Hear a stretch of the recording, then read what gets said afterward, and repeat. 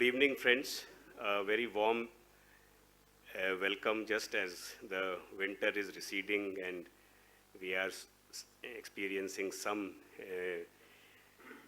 summer also setting in. So a very warm welcome even then. And thank you so much for being with us this evening, taking time off from your very, very busy schedules to be with us. Emerging Technology Forum and accelerating growth using all the emerging technologies that we keep hearing about, that we keep seeing these days. We will hear the various speakers, but I personally believe that this is another new phase of technology, whether it is information technology or communications technology, and within that, there's so much more specialization which is developing and emerging. Thank you, Dhaval, for introducing all of us to what we are going to talk and listen to in this evening. And the fact is that emerging technologies is something that we can't escape. And as you said, I think you said that you started by saying that emerging technology is going to be here, but I think as you also finally said that emerging technology is going to be with us all our life. This is one industry where the pace of change and the pace of development growth is so rapid. I don't think there's been anything else that we have seen before. And emerging, in fact, I was there a couple of days back in the DOT, and I was meeting an officer there, and he was very hurriedly searching for some papers and making some phone calls, and he was talking about 6G. I said, what are you doing with 6G? He said, oh, no, the government has asked us to work on 6G, and we have to prepare some white papers, and we have to put some statistics and data together for 6G. And he said that only a couple of years back, we launched 4G, and 5G is still nowhere in sight, and we are now actually talking about 6G. So emerging technologies is something which is a given. It is going to be there with us always, and I think the one of the reasons why the ecosystem of partners, implementation partners, value-added resellers, and systems integrators, and everybody else who's adding value, I think there the differentiators will be those who identify those emerging technologies, can grab them and leverage them and really monetize them and make their way forward with those emerging technologies. So that's going to be the big differentiator between the players. Emerging technology is therefore going to be very critical for the channel community, the partner community. I think that's my assessment. A very warm welcome to all of you. As I said, that this is a get-together of the technology companies, the technology players, vendors, and the partners. We keep hearing that partners will be losing relevance, models are changing because of technology, because of cloud, and because of all other things. But the fact is that the partner community continues to grow, the partner community continues to contribute more and more. Their role, their understanding of the customers, their connect, their relationship with the customers is something which vendors, there's no way they can match with it. For the vendors, partner is very, very critical, very, very important. And that's the bridge, that's the platform that we have with DQ channels. I think now 15, 20 years it's been there. And the objective is that we want to make this evening very, very interactive. While there are experts and expert speakers who will be talking, but we would like more inputs and more ideas, suggestions, comments, etc. to come from all of you here. Any questions, any feedback is more than welcome. If you feel that the discussions here are not going the way you would like it, please interrupt and please ask us to change. But we want this to be a very, very interactive session. Obviously, because of various limitations, this is got only a set of people, but it is through coverage in the magazine that we will reach out to the entire partner and ecosystem and we will share with them the deliberations that have happened here. So once again, thank you so much, a very warm welcome, and look forward to spending this evening with all of you. Thank you so much. And can I invite Dr. Archana Verma, editor of DQ Channels, to be with us. Again.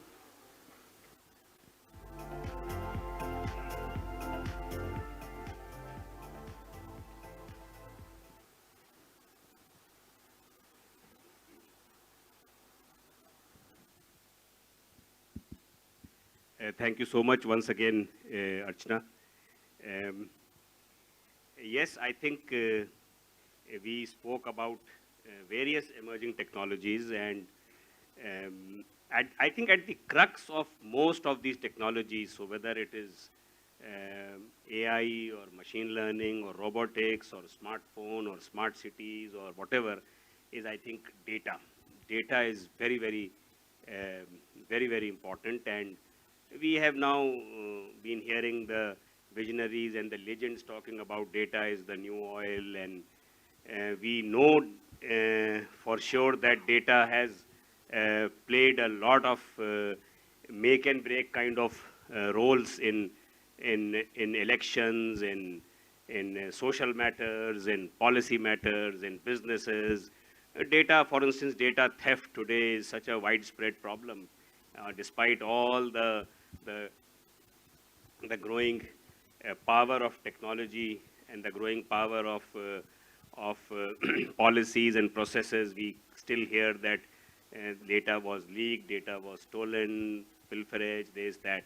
So I think data is something that we are going to discuss in this column, and I'm really very proud to have with me two experts, Mr. Deepak Maheshwari, who understands policy inside out. He's been one of the leading lights in the area of various technology platforms, whether it is data, whether it is internet, and various fields of telecom. So from all aspects of technologies, he understands data and its policy implications. And we have a technology person who's going to talk about the technology aspects.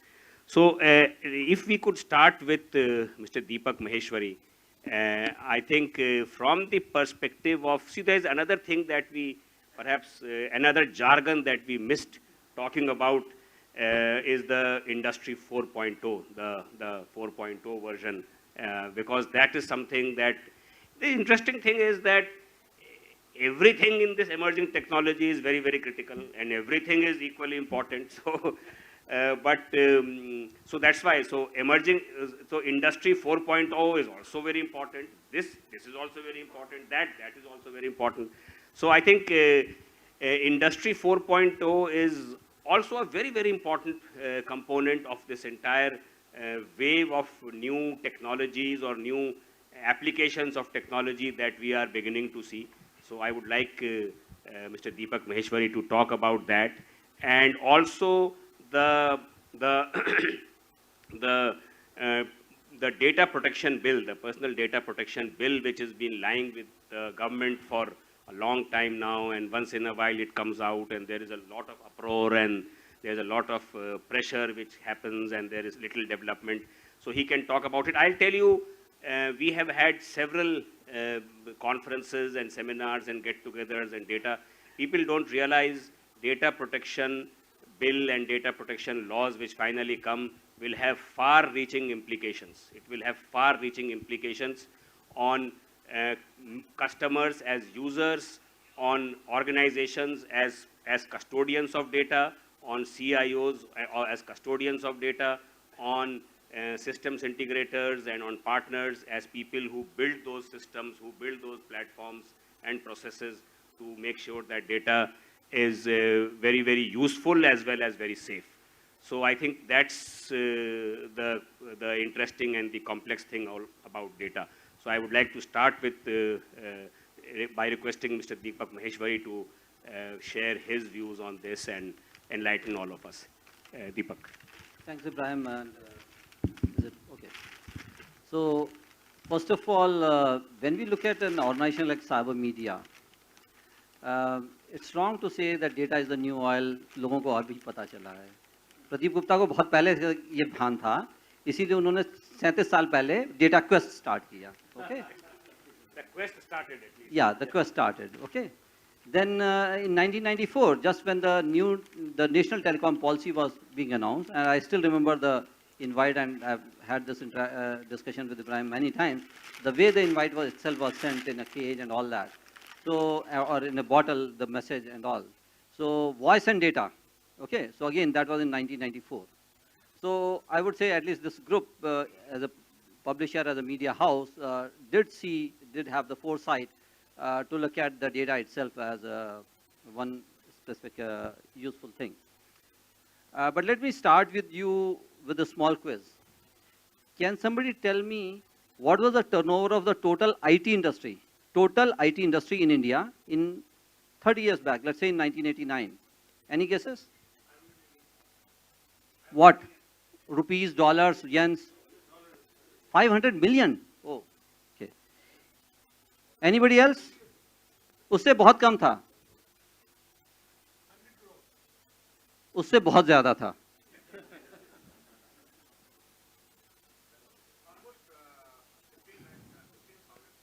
नहीं. In 1989, for the first time, the IT industry in India, including hardware, software, services, everything, चाहे वो TCS हो, Wipro, Infosys हो, HCL हो, कोई भी हो. And by the way, HCL, where I used to work those days, was India's #1 IT company those days. For the first time, the IT industry total had crossed the figure of 1,000 crores in 1989. So if I can interject, Yeah. in 92 I had gone to meet Mr. Narayan Murthy. Infosys was a very small company, very small. and he had a small Jayanagar, cable. Yeah. fourth block. Yeah. And I think that year their turnover touched 25 crores. Yeah, quite possible. 91 or 92. they Yeah, were it was 25 before the IPO in 93. Anyway, so that was one thing.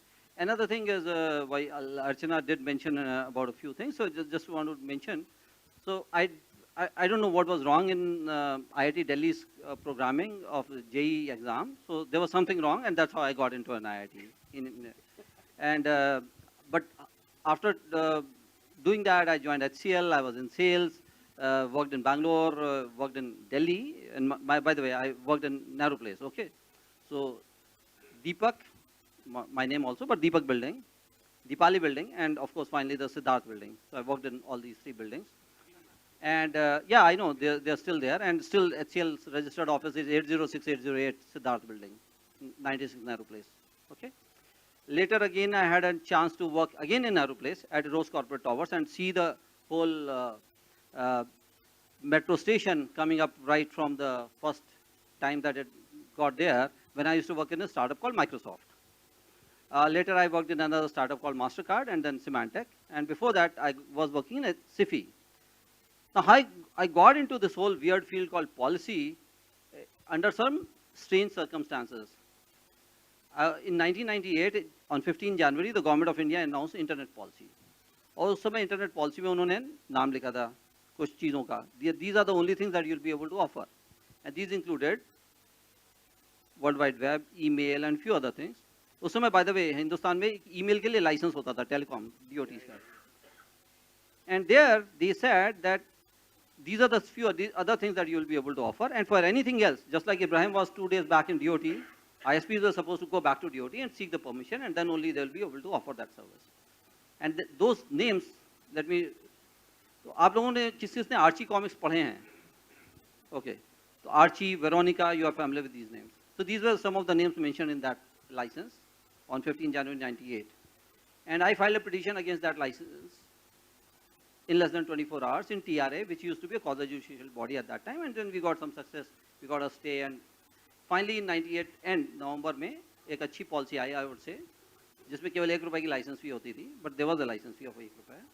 And we got a much better policy that year, and which, by the way, till date works more or less like that. Internet telephony at that time was not permitted, but it got permitted later on. Now, coming to very specifically on the data and this whole thing. On one hand, we keep on seeing that कि इतना सारा data generate हो रहा है, which is a fact. A lot of data is getting stored, generated, and extracted and analyzed. But one thing we must remember, data is a way to get to certain information, insights, and knowledge, and hopefully some wisdom after that. बहुत बार हम लोग केवल data के चक्कर में ही रह जाते हैं, and we don't even think beyond data. So I would say one thing, that we should look at data, it's very important, but not just data, because data is just the first building block. And he's right, that today we are trying to work on data lakes in the cloud and things like that. वैसे सोचने में बड़ा अजीब सा लगता है कि बादलों में कहाँ झील होगी, but यहाँ पर हम लोग बात कर सकते हैं data lakes in the cloud. But at the same time, some of these concepts are not really so new. My last job was with Symantec. I left just 1.5 months back Symantec, after working almost 6 years there. Symantec is a cybersecurity company. And I know a lot of people in the channel right now are worried कि आजकल OEMs directly जा रहे हैं customers को. Now here is a flip story, and hopefully a good story for many of you. Now Symantec sold its enterprise business assets to Broadcom on 4th of November. But Broadcom has decided to touch only about 20 customers directly in India. And rest of all, each and every customers in India will be contacted and supported only through channel. So I would say that's a good way for channel to clap for itself. Okay. Second thing is that a company like Symantec, yes, cybersecurity, so we would talk about hacking, we would talk about firewall, things like that, but this is not exactly so new. Alibaba kaun tha? He was the original hacker. Lakshmana Rekha was the original firewall. And cases of Vibhishan and Brutus and many others, they were all cases of insider threats. Little Red Riding की story क्या बताती है आपको? Personal identity theft. So these things are not so new. And after having been in this whole policy thing for so many years, finally 25 साल के बाद IIT से निकलने के 25 साल के बाद I thought, okay, ठीक है मैं law भी कर लेता हूँ. That's how I did degree in law also, but I'm not a practicing lawyer. Yes, I do have a degree in law, but not a practicing lawyer. But irrespective of that, the thing is this, that right now the way we are looking at all these things, when we are talking about these emerging technologies, including AI, so Dhaval did mention about AI quite a lot. Do you know when was the AI lab set up in Stanford? Sorry, in MIT, Massachusetts Institute of Technology? Only 61 years back, in 1959, as a formal lab for AI. So that was set up. In India also, a lot of people have been working on this. But one big challenge in the AI, which was that earlier it was mostly theoretical. In fact, there was a very famous demo. It's called the mother of all demos, which was conducted on 10th November or 10th December 1968 in Stanford Research Institute. And people had shown all this. You could do a GUI, you could do remote editing and all this. And you can actually watch the 2 hour, about 1.5 or 2 hours video. It's still available on YouTube. It's black and white with lots of shades of gray, no doubt about that. But in that particular scenario, if you see, what was happening was that for something like AI, a lot of conceptual work was going on, but people did not have enough data. What has changed significantly in the past few years is because of the few laws, including, of course, the Moore's Law, but not only the Moore's Law, also the Gilder's Law, which is about the bandwidth getting doubled every 18 months. I mean, in 1999, we had just about 2 Gbps bandwidth connecting India with the rest of the world, just 2 Gbps. And today, many of us might be having more than that on our mobile phone, as a Gbps per second, I'm saying. So that's the situation, which has changed significantly. Another thing is about storage. So storage cost is also coming down and multiplying. And then beyond all these things, we also have the law of networks. So if there's one person and another person, if one person had a telephone and nobody else had, I don't know what that person would be doing with that telephone. आप खुद को WhatsApp कर सकते हैं, लेकिन I don't know how to call yourself on a phone, even today. So so these 4 laws, which is about networks, about the storage, computing and bandwidth, all these 4 have actually led to this whole thing about the increase in the data. And in the data, normally people talk about 3 things, but I'm going to talk about 4 things again. So people talk about variety, volume, and velocity. And all these are very important. But another V is very important, and perhaps more important than all these 3, is called veracity of data. That not just some data is there, but वो data reliable भी होना चाहिए, वो authentic भी होना चाहिए, वो real time भी होना चाहिए. All these things are important. And in this scenario, if you see what is happening today in AI, that yes, you can develop a new algorithm, but you can also test it. And not just test it, you can also enrich it, because जैसे voice samples वगैरह हैं, machine translation है, 10 साल पहले भी होता था. जब मैं माइक्रोसॉफ्ट में था उस समय भी होता था, but today when we see the speed and the level of accuracy is very, very different compared to what was earlier.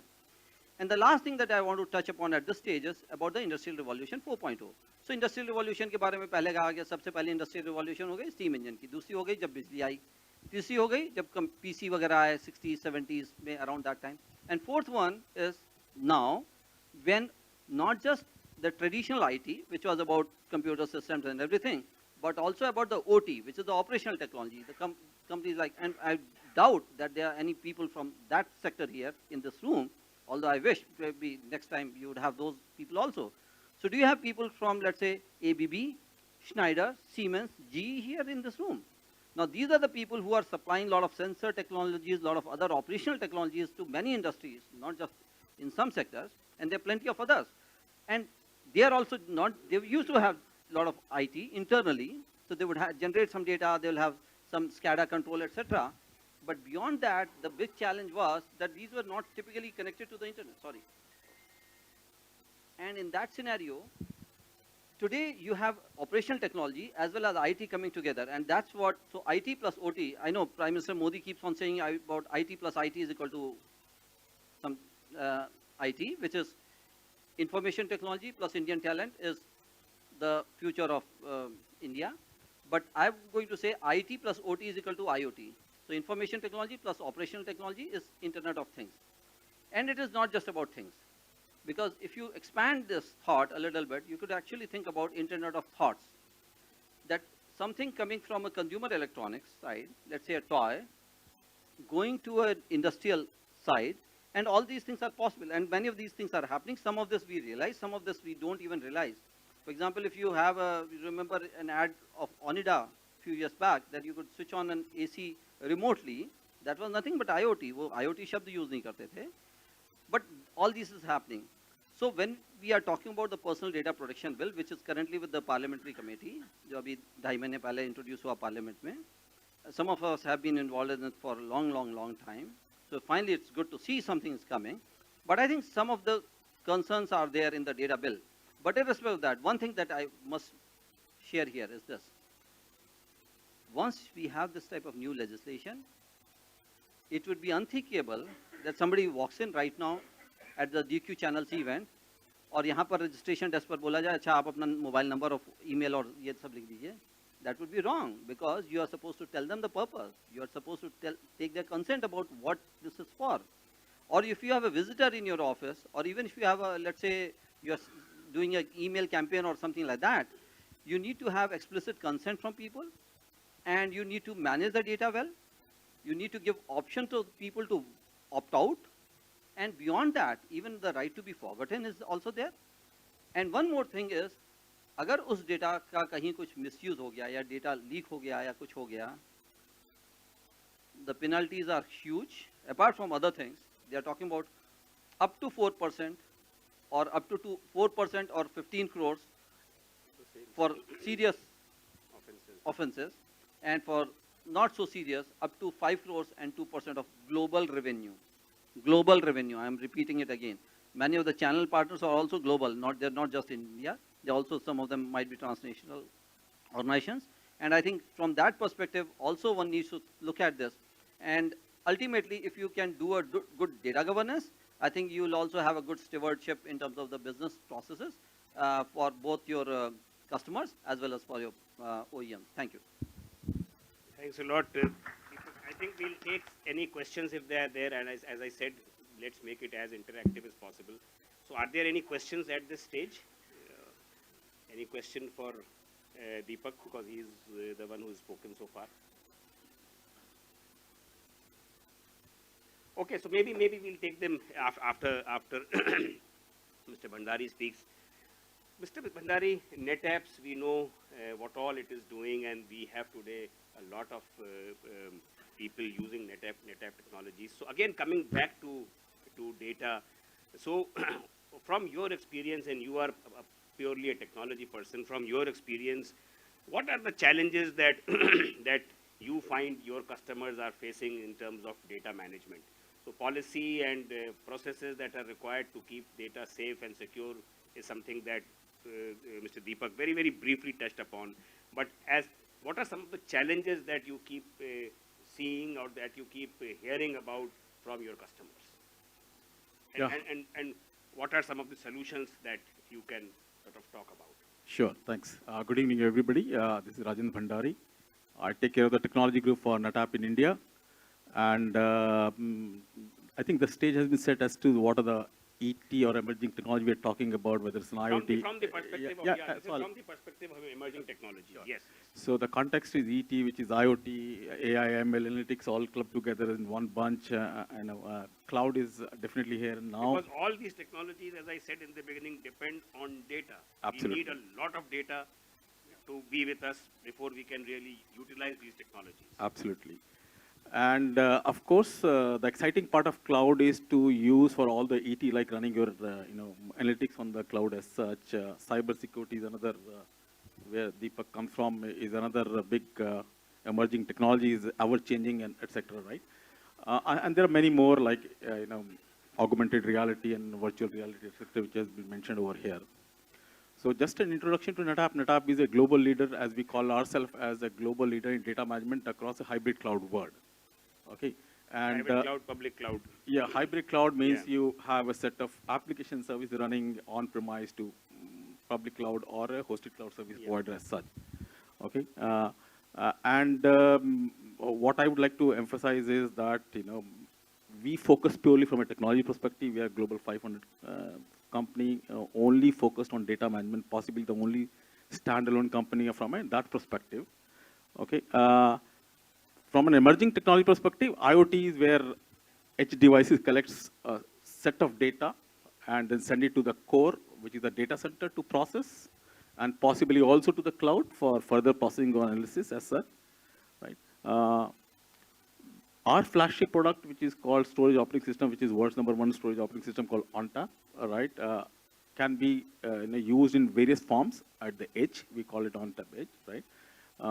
Or in the core, which is engineered boxes, which come from us, or in the cloud, because it's the same software-defined storage on the cloud.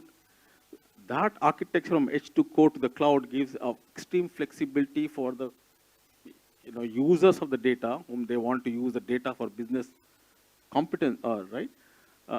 To move the data seamlessly and process wherever it is service the best. From a technology perspective, what is also moving is that a lot of analytics is moving to the edge, right? And what we thought about, we run multiple hackathons. We are an engineering company, right? One of the very interesting projects which came about was something called Project Photon, where we'll run a very, very small footprint of that storage operating system, which is an enterprise grade, on say as a Raspberry Pi or maybe a Jetson Nano chip, right? And we are offering it to our partner NVIDIA and their partner to be able to build some analytics on the top of it, some algorithms, so that you can run analytics on the edge. When it comes to the core, when we push the data to the core to process, whether it is inferencing, whether it is training, etc., right? Then what a lot of customers are using a GPU-based computing, right? So we partner with our organization like NVIDIA, which are a world leader in GPU computing for analytics workload. And imagine a GPU like a DGX1 platform, which is like a supercomputer by itself. In a 4R, you get 1 petaflop of computing. So it has to have a matching storage, which can pump up the data at the speed which is required by a supercomputer like DGX1. With 8 GPUs, now they have DGX2, which is double that capacity. It can have 16 GPUs. So we are proud to build solutions using end-to-end NVMe, which is our technology development from a storage perspective, which can pump in the data to this supercomputer, or maybe a bunch of that, or 4 or 5 of them, at a speed which is 4 times our nearest competition, right? Imagine each of this 8 GPU box is 50,000 cores. Each 1 petaflop performance. And it requires the data. We can pump up the data to 4 or 5 of these supercomputers from one single storage array, each core running to around 95% of its utilization, right? So every compute has to match with a corresponding throughput from the storage, and that's what we build. And this is built on a storage technology called NVMe. We are a leader in NVMe-based storage. Our leadership extends all the way from September of 2017 when we launched our first NVMe-based product, and today we are already offering third generation of this product. So that is from an analytics perspective, and from an AI perspective, when you have a GPU doing the analytics, you do a data preparation, then you run your model, train it, optimize it. When you have the most optimized model, then you run it into production, right? Unlike many other environments, your training environment, which is like a T&D, test and development, is far bigger than the inference, which is the production environment. In a business apps, it goes other way around, right? When you have a huge amount of data, when you have to move it from training to inference, the data movement itself takes a lot of time because there's a huge amount of data. Okay, we have a unique methodology where we can do in-place analytics, where you don't have to really move the data from training to inferencing, which is the production. You can move. There is no movement involved, and you can quickly switch over the model and start inferencing on the top of it. So that's from AI/ML perspective. There are other vendors and partners who offer GPU-based computing, and we work closely with them, like Cisco, etc. So we have reference architecture. We just take any guesswork out of deployment of AI/ML infrastructure. So people say, okay, I want to do this, but how do I really get going into this? And so that's why we have reference architecture with NVIDIA, with Cisco. Essentially, Cisco has a DGX1 capable or equivalent box. They OEM the same NVLink technology from them, and they have built their own box as an alternate to DGX1. So we have reference architecture both with NVIDIA. We have reference architecture with Cisco. It just eliminates any guesswork which your customer may want to deploy an AI/ML infrastructure.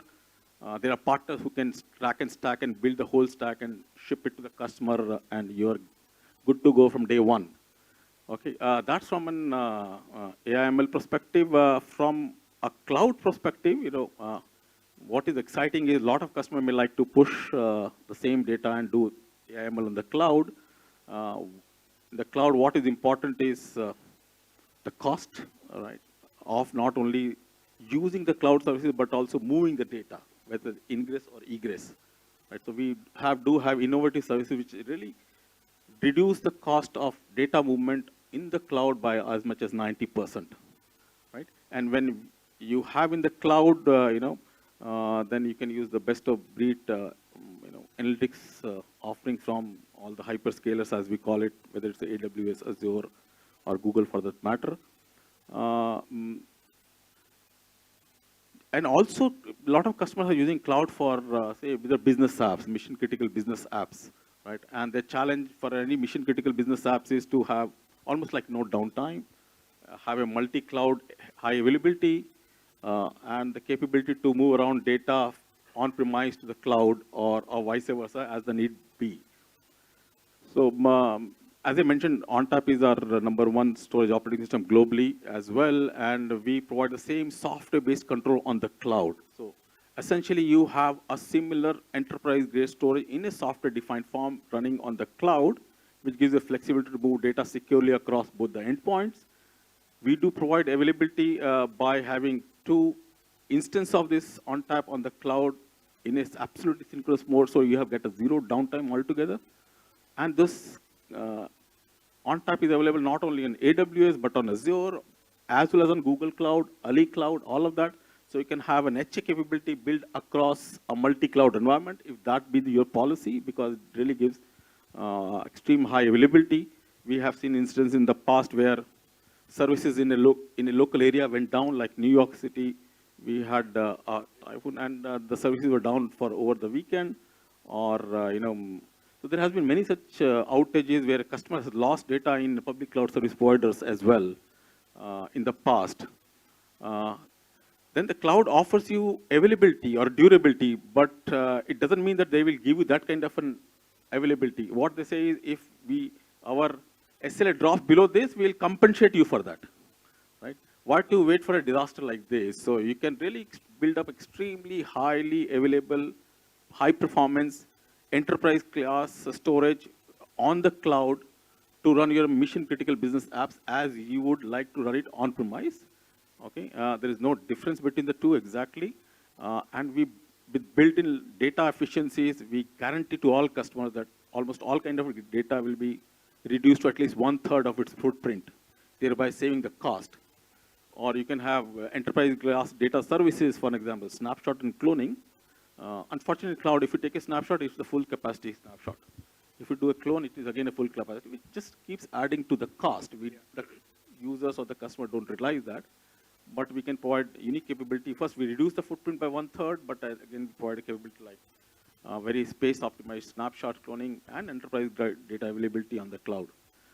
So those are some of the things which comes right at the top of my mind. I think Archana spoke about some of the concerns. These are actual concerns on the ground of the channel partners and assistant integrators today, especially with the advent of all these new technologies, whether it is cloud or which is leading to different models and ways to reach out to the customers directly. And the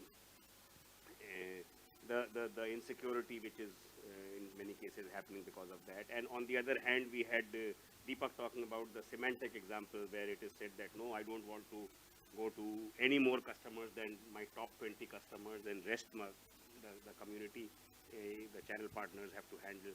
So what is your expectation from the channel partners? What is your advice to them? How can they play a more important, more critical role? How can they make more money by being partners of a NetApp or any other such vendors? So what's your, and what do you think that these concerns, these apprehensions are genuine, or do you think no, there is a possibility for everybody to grow and everybody to make money? I think great question and relevant for this audience for sure. Okay, from a NetApp perspective, in India we do 100% of business only through the partner, and in many other countries as well. There are 100% is the through business partners. only through partners, right? We don't do any direct business. So there is a win-win situation for us as well as with the for the partner for sure. Okay, and that's true in many other countries, not only restricted to India. Okay, so partners are extremely, extremely important for us, and we need all kinds of partners, right? We need distributors. We need partners who can sell and support for us. We need partners who can provide some high-end value-added services like a professional services for us. You mentioned about emerging technologies. I think the need of the hour for us is to have partner who has those specialized skill sets in those areas, who can build best-of-breed private cloud, who can really take customer to the public cloud, right? Help us to realize solutions and implement the solutions for us. AI, ML, there are hundreds of use cases. Every customer use case or requirement is unique, right? We're talking of platforms, basic infrastructure, containerized environment, but the organized partner we are really looking at is who can build up the specific customer use cases for all kinds of customers, which could be vertically relevant or it could be horizontally relevant, right? And that's why we run a program within NetApp in India called the Startup Accelerator. And it is to help support, build new startups. And the focus is only emerging technology for us, right? And we just closed out our 5th cohort. We are inviting application for 6th one. And what we provide to the startup is to provide them access to investor community. We provide them business mentorship. We provide them technology mentorship. We provide them co-working space. We provide them free access to NetApp tools and technologies, and a customer access. If they have an exciting products to offer, right, we take them to the customer as a joint solution, right? So I think a need of our, where if a partner has to really go up in the value chain, is to be able to provide those value-added services on the emerging technologies solutions as such. Okay, thank you. I think in the interest of time, I have been reminded to sort of wrap up this session. But before we do that, is there any question or observation or comment on whatever has been discussed so far? I know this area is can take a couple of days kind of a conference, and we can keep on discussing. But if there's any quick comment or remark, we would like to take it, and then we can sort of carry on. Anyway, the speakers are here for this evening, so if there's anything that we want to talk to them about, we can take it up separately. Once again, thank you so much for this sharing your thoughts and experiences and ideas in a very, very short time that we gave you. Once again, thank you so much, and look forward to